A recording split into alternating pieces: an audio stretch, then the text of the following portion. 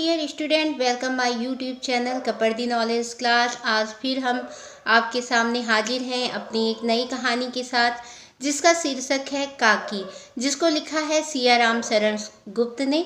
ये कहानी हमने ली है ICSE बोर्ड हिंदी साहित्य सागर से। तो आइए हम पहले सियाराम शरण गुप्त के बारे में जानते हैं कि इनका जीवन कैसा था, इनका जन्म कब हुआ था। तो सियाराम गुप्त का जन्म झांसी के निकट चिरगांव में सन 1895 यानी कि 1895 में हुआ। आप राष्ट्र कवि मैथिली शरण गुप्त के अनुज थे, यानी कि भाई थे, छोटे भाई थे। प्रारंभिक शिक्षा पूरी करने के बाद इन्होंने घर पर ही गुजराती, अंग्रेजी और हिंदी भाषा सीखी।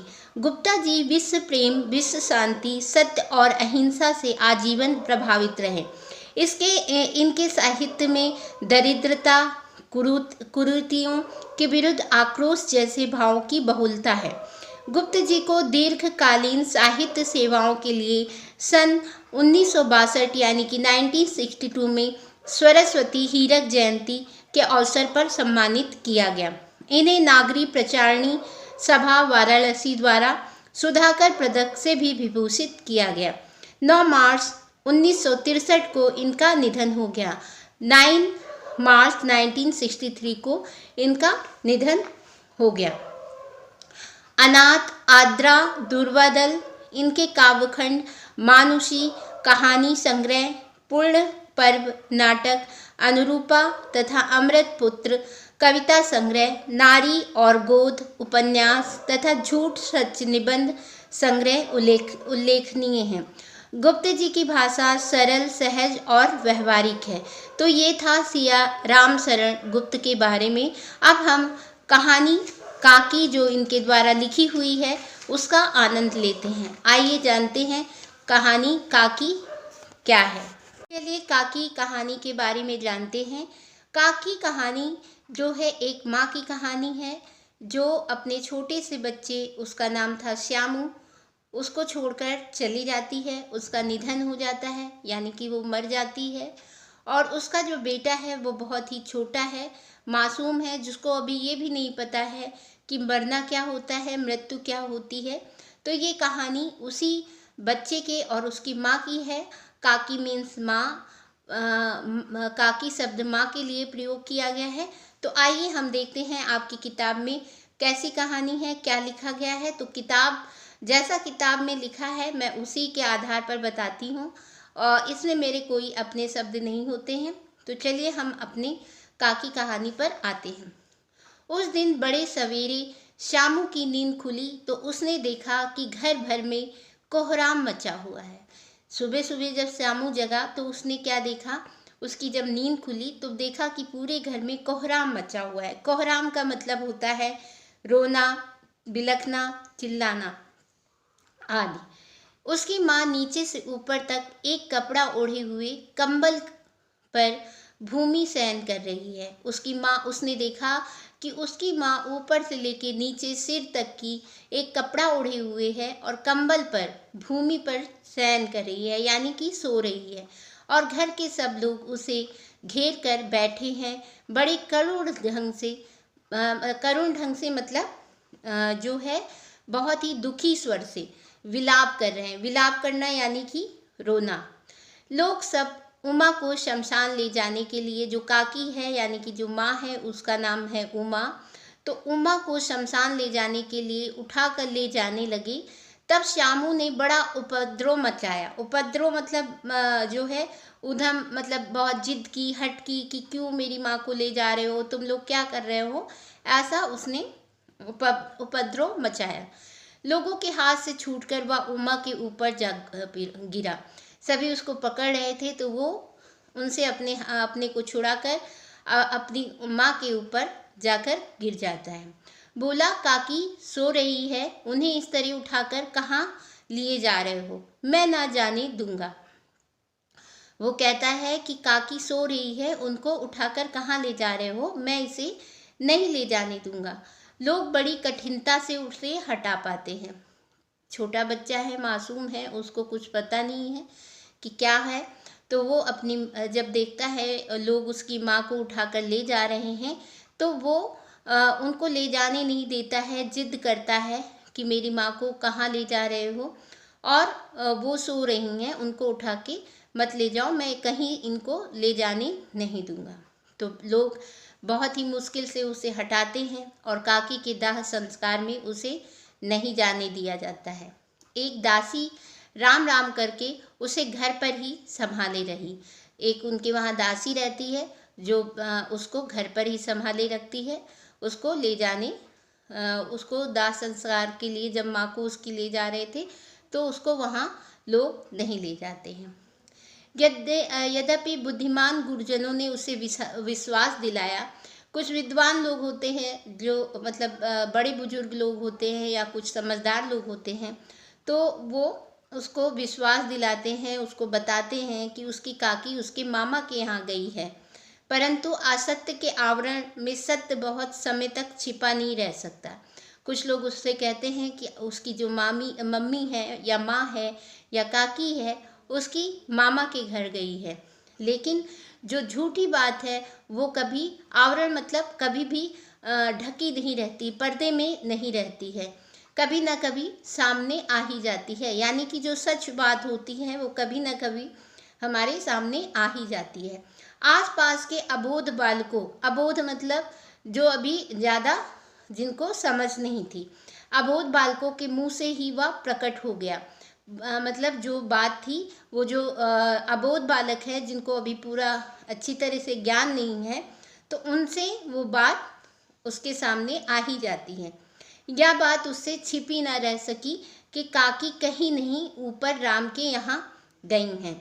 तो बच्चे उससे बताते हैं, खेलते खेलते आपस में उसके जो दोस्त होते हैं या गांव के जो बच्चे होते हैं वो कहते हैं काकी कहीं नहीं गई, वो राम के यहाँ गई है। काकी के लिए कई दिन तक लगातार रोते रोते उसका रुदन तो क्रमशः शांत हो गया। कई दिन तक वो लगातार अपनी माँ के लिए, अपनी काकी के लिए रोता रहा और लगातार रोते रोते बहुत दिनों तक की ये क्रम चलता रहा। फिर वो शांत हो गया, परंतु शोक शांत ना हुआ, परंतु जो उसका दुख था वो शांत नहीं हुआ। उसका रोना तो बंद हो गया लेकिन उसका जो दुख था वो शांत नहीं हुआ।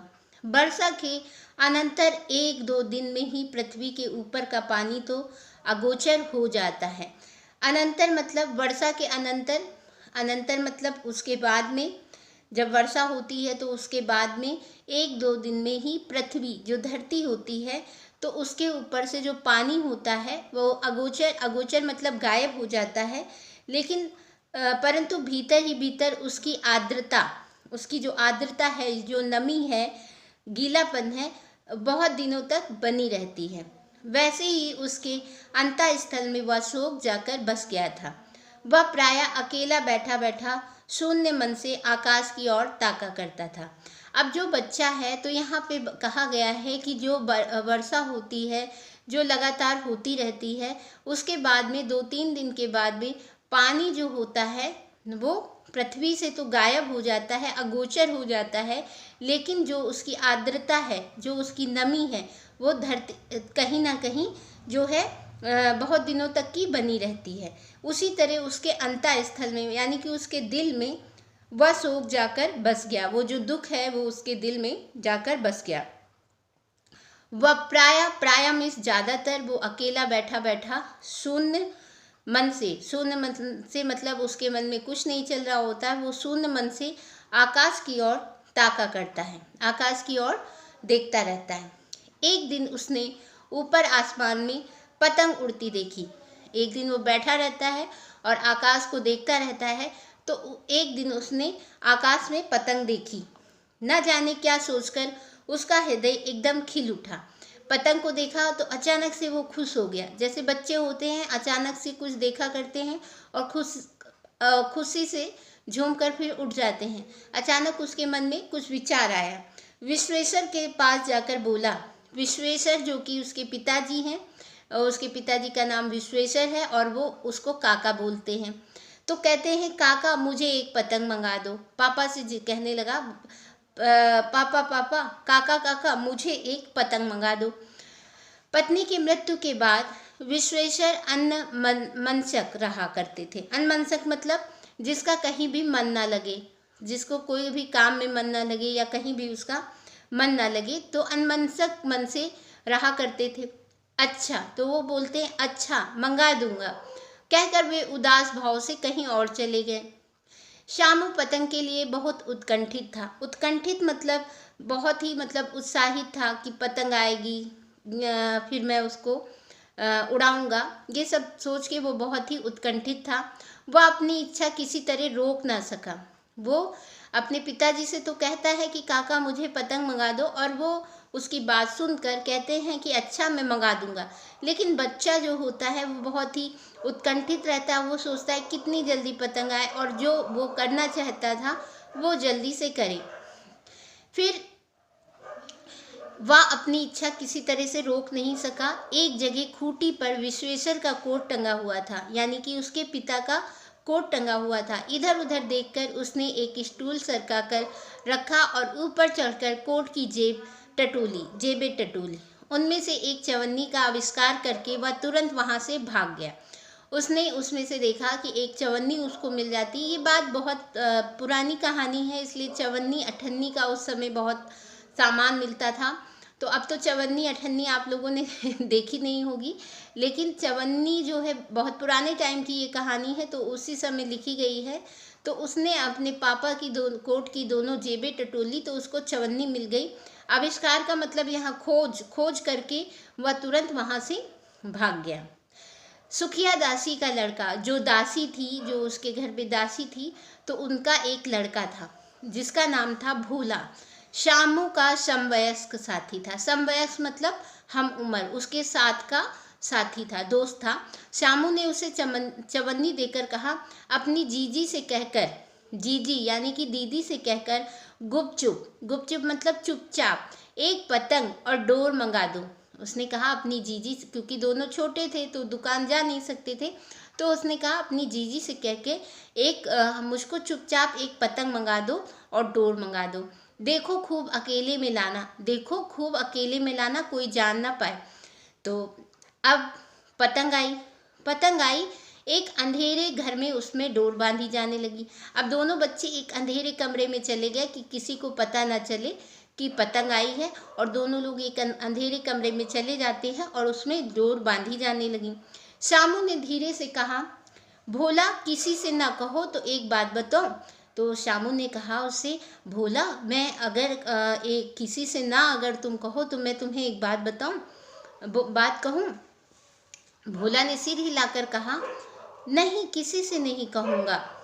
तो शामू ने सिर हिला के कहा, मैं यह पतंग ऊपर राम के यहाँ भेजूंगा, इसे पकड़कर काकी नीचे उतरेंगी। मैं लिखना नहीं जानता, नहीं तो इस पर उनका नाम लिख देता। शामू कहता है कि ये पतंग जो है ना, जानते हो मैं किस लिए मंगाया हूँ? मैं इस पे पतंग को ऊपर राम के घर भेजूंगा। लोग उससे कहते थे तुम्हारी जो काकी हैं वो राम के घर चली गई, तो इसलिए वो कहता है कि ये पतंग जो है मैं इसके ऊपर राम के घर भेजूंगा और इसे पकड़कर काकी नीचे उतरेंगी। और वो कहता है मैं लिखना नहीं जानता, नहीं तो मैं इस पर नाम लिख देता उनका। भोला शामू से अधिक समझदार था, थोड़ा उससे समझदार था। उसने कहा बात तो बहुत अच्छी है, परंतु एक कठिनता है। वो कहता बात तो अच्छी है लेकिन एक कठिनता है, यानी कि एक मुश्किल है। तो यह डोर पतली है और इसे पकड़कर काकी उतर नहीं सकती, इसके टूट जाने का डर है। इसको कैसे पकड़ के काकी नीचे आएंगी, और ये डोर बहुत पतली है, टूट जाएगी। तो पतंग में मोटी रस्सी हो तो सब ठीक हो जाएगा। उसने कहा अगर पतंग में मोटी रस्सी लगा दे तो सब ठीक हो जाएगा। शामू गंभीर हो गया, सीरियस हो गया, सोचने लगा। मतलब यह है कि बात लाख रुपए की सुझाई गई है। उसने कहा ठीक, तुमने लाख रुपए की बात सुझाई, परंतु कठिनता यह थी कि मोटी रस्सी किससे मंगाई जाए, पास में दाम है ही नहीं। उसने कहा कि बात तो तुमने अच्छी बताई, लेकिन समस्या ये है कि मोटी रस्सी किससे मंगाई जाए, पास में दाम है ही नहीं। दाम मतलब पैसा नहीं है, और घर के जो आदमी उसकी काकी को बिना दया मया के जला आए हैं वे उसे इस काम के लिए कुछ नहीं देंगे। उस दिन शामू को चिंता के मारे बड़ी रात तक नींद नहीं आई। पहले दिन की तरकीब से दूसरे दिन उसने विश्वेश्वर के कोट से 1 रुपया निकाला। अब वो रात भर सो नहीं सका कि मोटी रस्सी कैसे आएगी, ना उसके पास पैसे हैं ना दाम है। फिर दूसरे दिन फिर उसी तरकीब से, जैसे उसने पतंग के लिए पैसे लिए थे उसी तरह फिर से उसने अब विश्वेश्वर यानी कि अपने पिता के कोट से जो है 1 रुपया निकाला। अब 1 रुपया निकाला और ले जाकर भोला को दिया और बोला, देख भोला, किसी को मालूम ना होने पाए, अच्छी अच्छी 2 रस्सियाँ मंगवा दे। एक रस्सी ओझी पड़ेगी, एक रस्सी ओझी, ओझी मतलब छोटी पड़ेगी। जवाहर भैया से मैं एक कागज़ पर काकी लिखवा रखूँगा। फिर उसने कहा 2 रस्सी लेके आना, एक रस्सी जो है ओझी पड़ेगी यानी कि छोटी पड़ेगी, और जो जवाहर भैया हैं मैं उनसे एक कागज़ पर काकी लिखवा कर रखूँगा। नाम की चिट रहेगी तो पतंग उन्हीं के पास पहुँच जाएगी। बच्चे को लगा अगर उस पर हम नाम लिख देंगे तो पतंग उन्हीं के पास पहुँचेगी। 2 घंटे बाद प्रफुल्ल मन से शामू और भोला अंधेरी कोठरी में बैठे बैठे पतंग में रस्सी बांध रहे थे। अब प्रफुल्लित मन से मतलब खुशी मन से शामू और भोला अंधेरी कोठरी में बैठे बैठे पतंग में रस्सी बांध रहे थे। जो पतंग थी उसमें रस्सी बांध रहे थे। अकस्मात, अकस्मात मतलब अचानक, शुभ कार्य में विघ्न की तरह उग्र रूप धारण किए हुए विश्वेश्वर वहाँ आ जाते हैं। अकस्मात मतलब अचानक, शुभ कार्य मतलब वो लोगों के लिए वो शुभ कार्य था, विघ्न की तरह, विघ्न की तरह मतलब बाधा की तरह उग्र रूप धारण करके, उग्र मतलब गुस्से में वहाँ विश्वेश्वर आ जाते हैं, यानी कि उसके पिताजी यानी कि उसके काका जी आ जाते हैं। भोला और शामू को धमका कर बोले, तुमने हमारी कोट से रुपया निकाला है। दोनों को धमकाया और बोला, तुमने हमारे कोट से पैसा निकाला है। भोला सकपकाकर एक ही डांट में मुखबिर हो गया। मुखबिर मतलब होता है भेद खोलने वाला, भेद खोलने वाला, जल्दी से मतलब बात बता देने वाला डर के। तो बोला, शामू भैया ने रस्सी और पतंग मंगाने के लिए निकाला था। अब उसने सोचा कहीं मुझे ना मार पड़ जाए या मेरे ऊपर इल्ज़ाम ना आ जाए, तो उसने जल्दी से कह दिया कि शामू भैया ने रस्सी और पतंग मंगाने के लिए निकाला था। विश्वेश्वर ने शामू को गुस्से से 2 तमाचे जड़कर कहा, चोरी सीख कर जेल जाएगा। 2 तमाचे उसने उसके ऊपर जड़ दिए और कहा, चोरी सीख कर जेल जाएगा। अच्छा, तुझे आज अच्छी तरह समझाता हूँ। यह कहकर फिर तमाचे जड़े और कान मलने के बाद पतंग फाड़ डाली। कान मतलब मारा भी, तमाचा भी मारा और उसका कान जो है पकड़ के मल दिया और उसकी पतंग भी फाड़ डाली। अब रस्सियों की ओर देखकर कहा, ये किसने मंगाई? भोला ने कहा, इन्होंने मंगाई थी। अब फिर भोला ने कहा, इन्होंने मंगाई थी। कहते थे इनसे पतंग तानकर काकी को राम के यहाँ से नीचे उतारेंगे। विश्वेश्वर हतबुद्धि होकर वहीं खड़े रह गया। अब हतबुद्धि मतलब जो कुछ सोच पाने की अवस्था में ना हो। अब उन्होंने फटी हुई पतंग उठाकर देखी। उस पर चिपके हुए कागज़ पर लिखा हुआ था काकी। अब ये था कहानी का अंत। वो बहुत ही बच्चे को आते हैं, मारते हैं, तमाचे लगाते हैं, उसका कान मलते हैं और कहते हैं कि चोरी करके जेल जाएगा। फिर जब भोला उससे बताता है कि भोला से पूछते हैं ये रस्सी, और उसकी पतंग भी फाड़ देते हैं और पूछते हैं ये रस्सी किस लिए है, तो भोला बताता है कि ये रस्सी जो है इसने श्यामू ने मंगाई थी। ये इसका कहना था कि ये पतंग तान कर जो है काकी राम के यहाँ से नीचे आएंगी। तो विश्वेश्वर बहुत हतबुद्धि हो जाता है, वहीं खड़ा रह जाता है, मतलब वो कुछ भी सोचने की अवस्था में नहीं रहता है। और वो फटी हुई पतंग उठाकर जब देखता है तो उस पर चिपका हुआ होता है, लिखा हुआ होता है काकी। तो ये थी काकी कहानी, जो कि बहुत ही एक मासूम बच्चे की थी, जो उसकी माँ जो है ख़त्म हो जाती है और उसको सब बताते हैं कि उसकी माँ जो है मामा के वहाँ गई है। लेकिन बहुत समय तक की ये बात छुपी नहीं रहती है, सच सामने आ जाता है और उसके साथ में खेलने वाले बच्चे उससे कहते हैं कि तेरी माँ मामा के वहाँ नहीं, राम के घर गई है। तो वो हर समय रोता रहता था। फिर वो शांत हो जाता है, लेकिन उसका शोक जो है कम नहीं होता है। फिर एक दिन वो बैठ के आसमान की तरफ देख रहा होता है तो उसे एक पतंग दिखाई देती है। तो वो कुछ सोचकर बड़ा खुश होता है और वो अपने मित्र यानी कि अपने दासी के पुत्र भोला से कहता है कि एक मेरे लिए पतंग मंगा दे, और वो अपने पतंग के पैसे अपने जो है पिता की कोट से चोरी करता है और फिर मोटी रस्सी के लिए भी अपने पिता की कोर्ट से पैसे चोरी करता है। इस तरह से वो पतंग और रस्सी मंगवाता है और सोचता है कि वो इसको ऊपर राम के घर भेजेगा, जिससे उसकी माँ रस्सी को पकड़कर नीचे आ जाएंगी। तो ये थी कहानी। और उसके फिर पिताजी आ जाते हैं, उसको मारते हैं और उसकी पतंग फाड़ देते हैं। लेकिन जब उनको सच्चाई पता चलती है तो वो भी खड़े हो जाते हैं चुपचाप, उनको कुछ समझ में नहीं आता है और जब देखते हैं तो बहुत दुखी होते हैं। तो कहानी आपको कैसी लगी हमको ज़रूर बताइएगा कमेंट में। हमारे वीडियो को लाइक कीजिए, शेयर कीजिए। आप सभी वीडियो देखते हैं लेकिन लाइक नहीं करते हैं, ना कोई कमेंट करते हैं। तो मेरी आप लोगों से रिक्वेस्ट है कि आप वीडियो को देखें, लाइक करें, उस पर कमेंट करें और जो भी आपके मित्र हैं उनको आप ये कहानी शेयर कीजिए। हम आपके लिए इसी तरह की वीडियो लेकर आते रहेंगे। अगर आपका सहयोग हमें मिलता रहा तो हम आगे और भी इसी तरह की वीडियो लाएंगे। वीडियो को लास्ट तक की देखने के लिए बहुत बहुत धन्यवाद। अगर हमारे चैनल पर पहली बार विजिट कर रहे हैं तो हमारे चैनल को सब्सक्राइब करें, पास में बने हुए बेल आइकन को भी क्लिक करें, जिससे हमारे वीडियो का नोटिफिकेशन आपको मिले सबसे पहले। नमस्कार, शुभ रात्रि।